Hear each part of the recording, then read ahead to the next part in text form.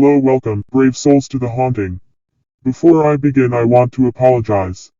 I wanted to post one episode of The Haunting every day of this month. I had more than enough content to do so to reach my goal. However, I ran into some technical problems that took some time to fix. Longer than I would have liked, but that's how things go at times. To make up for it, or at least try, this video will be a bit longer. If you are new to the channel, this is a story, video, photos of the paranormal as well as just scary real stories. In fact, all the stories are true until proven otherwise. As for videos, things can be fake, but that too can be real until proven otherwise. So this show is a mixed bag of things where you don't know what you get once you pull your hand out. So let's get started. Let's take a look at a video of paranormal activity in a hallway of a school from a security camera.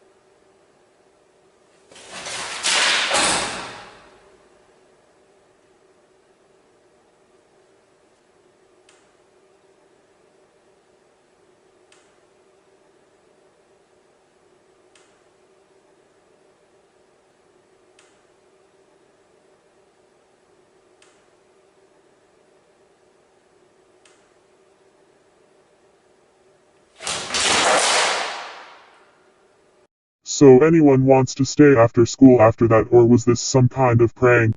Here is another video that has been caught by a security camera. This time it's in a barber shop and it's during business hours.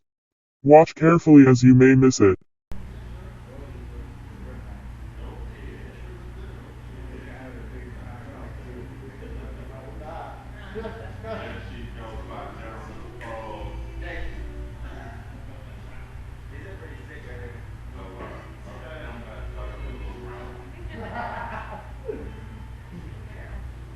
Oh shit, oh hell to the no.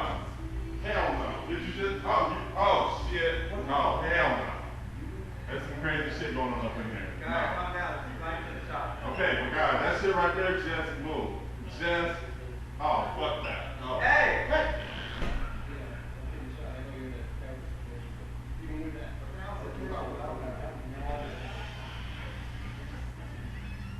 Can we put a security set back? Because that just moved. Like that just moved.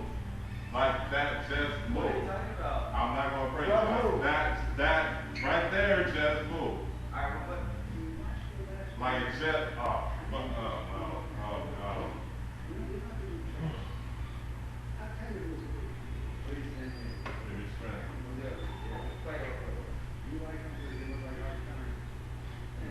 Was this kind of prank that somehow his friends pulled off and have gotten the customer in on it? Or is place haunted and the spirit was waiting for their haircut and had to do something to let them know they've been waiting? Also, did you see the head move? Time for another video. This one is also during work and was captured by a security camera. This time it was recorded at some type of lab. One more video for you. This video was recorded by an older brother to catch his little sister in the act of messing around with his food. So he hid a camera to catch her. Bathroom? Yep. I go poo-poo.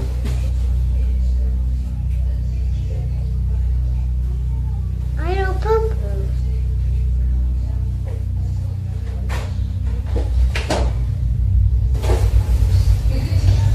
Let's go to dinner.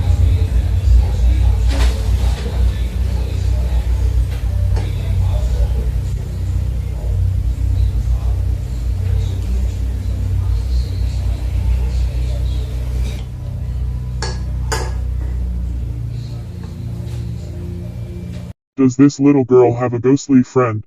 Or was this video fake to hope to get thousands of views on YouTube?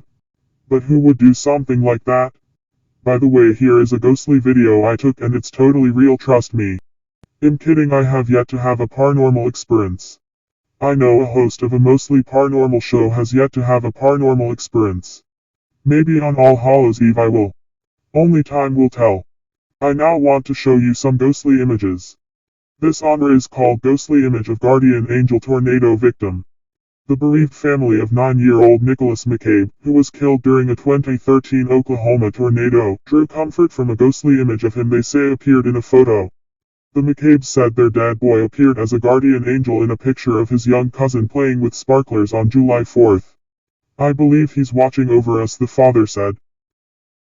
This one is called A Miscarried Baby Back to Haunt the Family. A Toronto mother of 2 went through the trauma of a miscarriage and now believes her family's home is visited by the ghost of the baby she lost. Under the pseudonym Melissa, the woman told reporters that one evening, after she turned on her daughter, Leah's babycam, she saw what she believes was the face of a ghost staring back at her 8-month-old. Lastly, this one is called Ghost Girl in the Woods.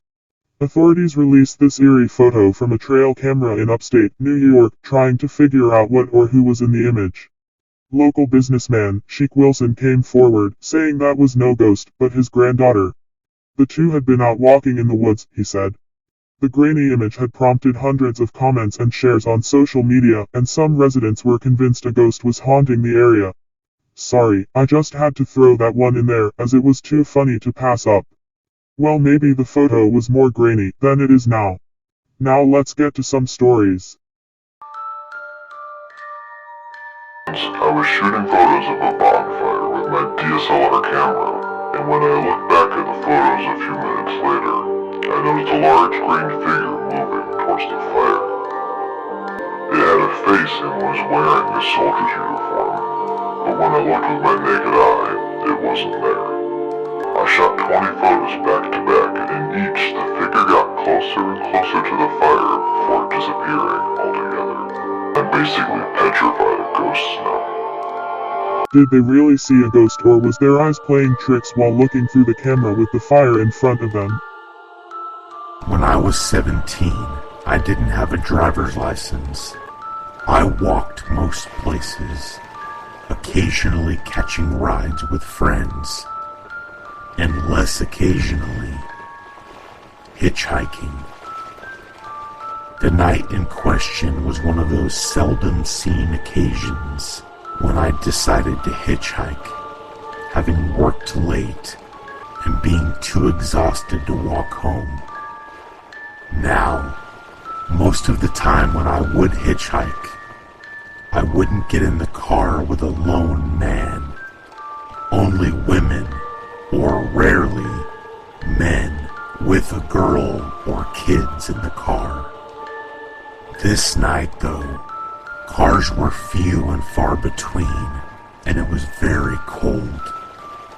And really, if I'm being perfectly honest, when he pulled over, I took a good look and figured I could take him if he tried anything. He was on the slender side and had a strange frailness about him. I got into the car after we agreed on a destination. We exchanged names, and I warmed my fingers in front of the heating vent.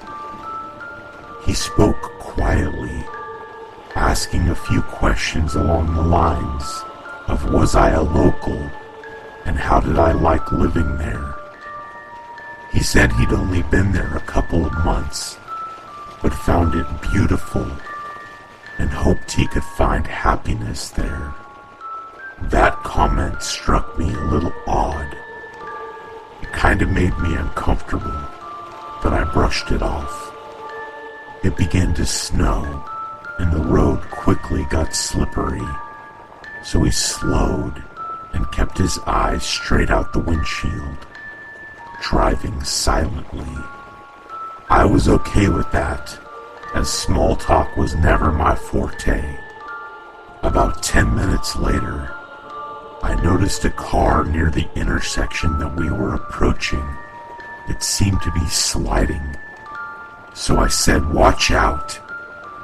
He immediately hit the gas, shooting through the intersection, and burst out with, "Don't you ever raise your voice at me again." Needless to say, I was taken back, and I responded, "Look, this is close enough. Just pull over here and I can walk the rest of the way." He didn't seem to hear me. "Richard, did you hear me? I said you can pull over here and I can just walk." No response. He just stared straight ahead, driving faster now than he had been since it began to snow.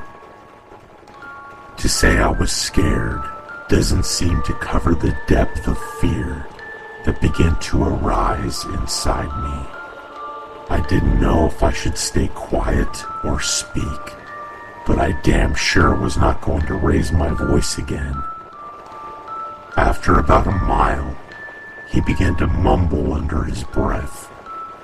I couldn't quite make out what he was saying, but I assumed he was speaking to me, so I said, "I'm sorry, I can't hear you." He began to speak a little bit louder and rapidly saying things like, "You're always yelling at me. I told you time and again I do not appreciate being yelled at. But do you listen? No, you're always yelling at me. Well, I'm done listening to you now.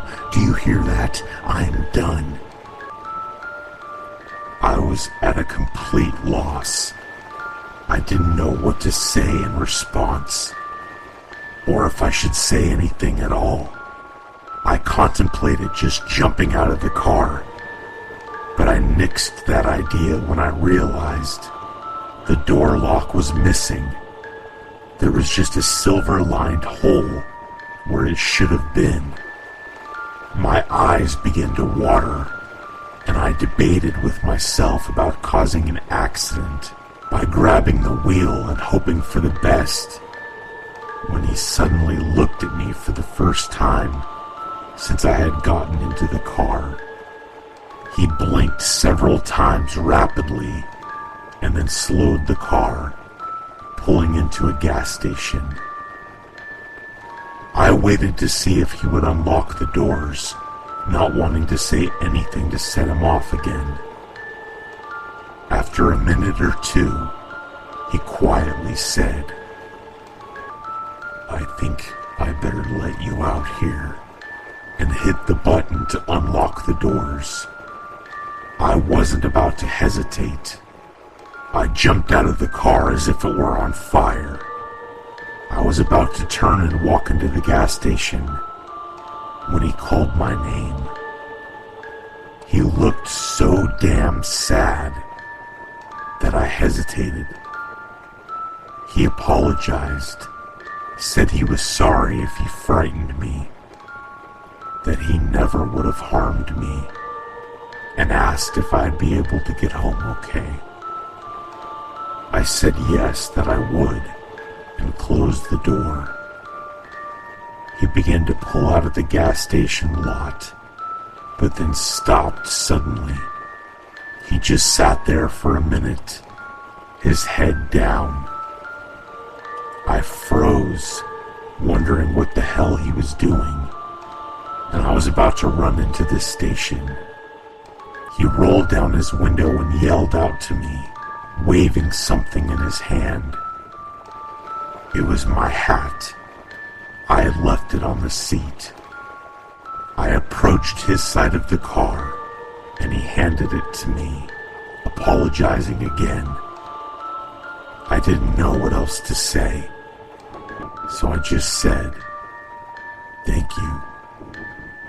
I watched as he drove off, making sure he was out of sight before moving on, so he wouldn't know which direction I was walking. I had decided to go towards a friend's house instead of home. As I walked, I went to put my hat back on, and out fell a piece of paper. Folded into the paper was a $100 bill. The paper said, "I'm sorry. Please take a cab and don't ever hitchhike again. Some people want to kill you, and they don't know why." That was, in fact, the last time I ever hitchhiked.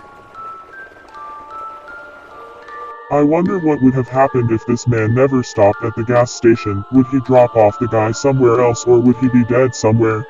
After hearing that story, will you be hitchhiking? To give some background information, this event occurred a little over a year ago, and I still haven't been able to even begin to get over it. I'm a 22-year-old 5'4" female, and at the time I was 21. My family and I had recently moved to a new town that was a fair amount more rural than the town I had previously lived in. And our new house was a large ranch-style house with a basement. I was home from college, and my parents had left for the week to celebrate their wedding anniversary with their friends who lived several hours away. Before I continue, I'll give a quick layout of the house so that you'll be able to imagine the setting a bit more clearly. There were 3 doors which led into the house. One on the front porch, a sliding glass door on the back porch, which did have a lock and floor-length curtains for privacy, and another door on the other side of the wall from my bedroom which led into the garage and basement. When you walk out of my bedroom and turn, you could see all the way across the house, past the kitchen, living room, dining area, to the door of my parents' bedroom and the stairs leading up from the basement. It had been a few days since my parents left, and I hadn't had any problems. They had sent me a couple messages on Facebook letting me know that they arrived to their friend's house safely, and that they were having a good time. The day had gone well, and I was sure to check that I'd locked all the doors in the house once the sun started to go down. It was about 11 p.m. and I was doing my nightly routine of laying in bed and messing around on the computer when suddenly I got this sinking feeling of dread. I felt as if I was being watched. It was summer and we didn't have AC, so I had a large box fan in the window blowing the cool night air into my stiflingly hot room. But once that feeling settled over me, I decided that I should remove the fan and close the window, just in case. Once removing the fan, shutting and locking the window, and pulling down the curtain, I felt a bit better. However, I still couldn't shake the feeling of dread. I lay back in bed and tried to continue what I was doing, though I didn't put my headphones back on. After a few minutes, I began to hear something that sounded like light scratching.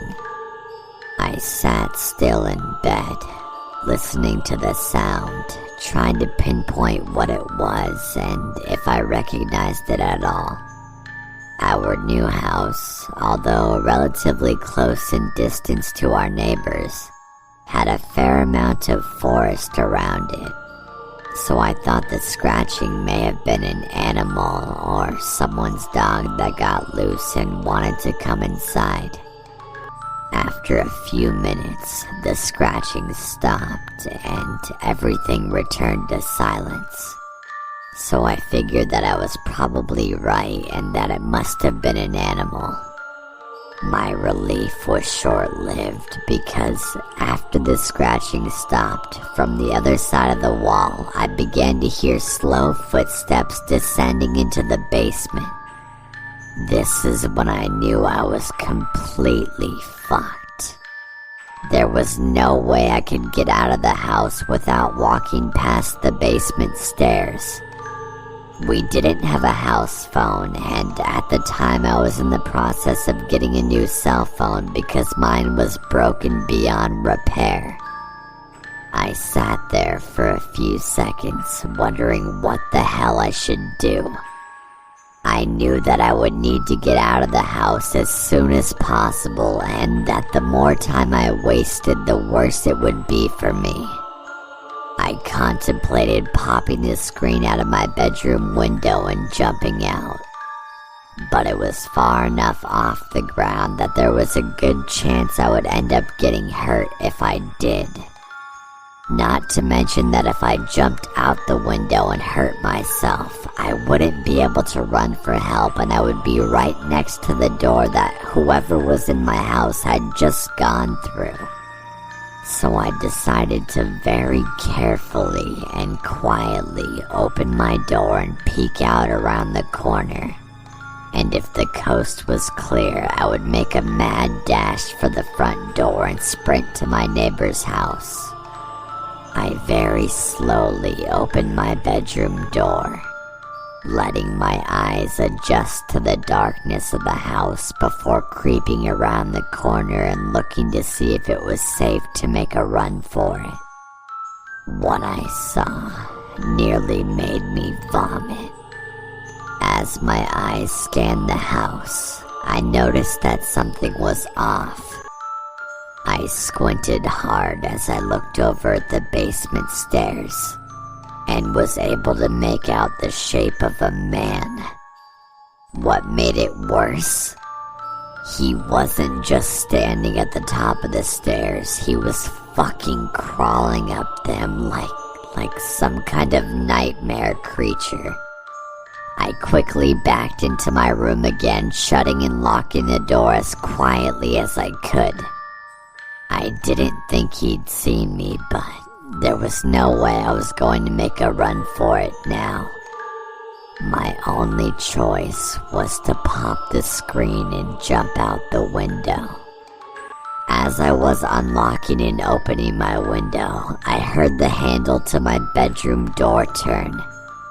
Once the man realized that it was locked, in a sickeningly sweet sing-song voice, he said, "I know you're in there." This was followed by a loud cackle and what I could only imagine was him throwing himself at full force against my door. I ripped the screen out of the window and flung myself out. I landed wrong on my right foot, and I was sure that I'd hurt my ankle, but at the time I couldn't think of anything other than getting as far away as possible. I got up and ran as fast as I could to my neighbor's house, knocking on their door in a panicked frenzy and ringing the bell over and over again. I looked over at my house as I was yelling for my neighbors to let me in, and I swear to fucking God, I thought I could see the man standing at my window waving at me. My neighbors finally opened the door after what felt like forever, and I managed to explain well enough what was going on for them to let me in and call the police. I stayed with them until the police arrived. The police searched my house and found that the lock to the basement had been picked, and that the door to my bedroom was hanging off the hinges. They weren't able to find the man anywhere, and because I had only seen him for a split second in the dark, I couldn't provide them with a good description of him. Of course, I got into contact with my parents immediately and they hurried home. The police took my statement and searched the area for the man, but of course they came up with nothing. After this event, my parents and I were sure to add deadbolt locks to the door leading into the basement and to the door leading out of the basement to the rest of the house. They also helped me pay to get a new phone. What really bothers me about all of this is that nothing was stolen. There wasn't even any evidence that the guy had looked through anything while he'd been in my house. He was just some psycho who broke into my house knowing that I was home. I hope I never see him again. That was a close call. Only he would know what would have happened if he managed to break the door in time before his victim escaped to safety. I am sure you'd be checking your locks after that story. Well, that is the end of this episode. Come back, will you?